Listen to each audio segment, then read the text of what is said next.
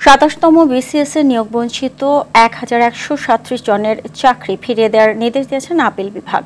এর ফলে দীর্ঘ ১৭ বছর পর নিয়োগ পেতে যাচ্ছেন তারা। সকালে প্রধান বিচারপতি ডক্টর সৈয়দ রেফাত আহমেদের নেতৃত্বে ৫ সদস্যের আপিল বেঞ্চ এ রায় দেন। চূড়ান্ত রায় প্রকাশের ৯০ দিনের মধ্যে তারা নিয়োগ পেতে শুরু করবেন বলে জানান রিটকারী আইনজীবী। সাদিয়া কানিজের রিপোর্টে দেখুন বিস্তারিত। দীর্ঘ ১৭ বছরের আইনি লড়াই শেষে হারানো সম্মান ফিরে পেলেন ২৭তম বিসিএস এর নিয়োগ বঞ্চিতরা। ২০০৭ সালে ২৭তম বিসিএস এর মৌখিক পরীক্ষায় উত্তীর্ণ হন বিভিন্ন ক্যাডারের ১,১৩৭ জন। ১/১১ সরকার দ্বিতীয় মৌখিক পরীক্ষা নিলে বাদ পড়েন তারা, যা আইন বহির্ভূত হওয়ায় শুরু হয় আইনি লড়াই। হাইকোর্টের একটি বেঞ্চ তাদের নিয়োগ বৈধ বললেও আরেক বেঞ্চ দ্বিতীয় ভাইবাকে বৈধতা দেন। আপিল বিভাগ সে সময় ১,১৩৭ জনের নিয়োগ বাতিল করে দেন। ৫ আগস্টের পট পরিবর্তনের পর নিয়োগ বঞ্চিতরা সর্বোচ্চ আদালতে ফের রিভিউ করেন।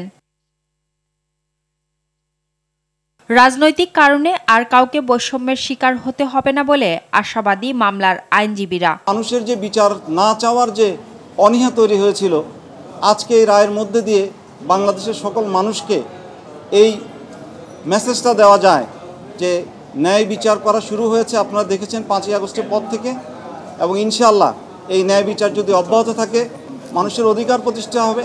রাজনৈতিক বিবেচনায় ১/১১ সরকার একদম নিয়ম আইন উপেক্ষা করে তৎকালীন বিএনপির আমলে যোগ্যভাবে নির্বাচিত হওয়া সত্ত্বেও তাদেরকে বাদ দিয়েছে। রায়ে সন্তোষ প্রকাশ করেন দীর্ঘদিনের আইনি লড়াইয়ে থাকা ভুক্তভোগীরা। আমরা কখনো অন্যায় করব না, যে অন্যায়ের আমরা শিকার হয়েছি। আমরা এই রায়ে সন্তুষ্ট এবং আমরা আমাদের অধিকার ফিরে পেয়েছি, এবং আমরা যেটা দেখেছি যেখানে যেই কোর্টে অবিচার হতো সেই কোর্টে আজকে ন্যায় বিচার ফিরে এসেছে। আমরা আশা রাখছি এর ধারাবাহিকতা থাকবে। দ্রুত নিয়োগের ব্যবস্থা করার দাবি জানান তারা। সাদিয়া কানিজ, RTV, ঢাকা।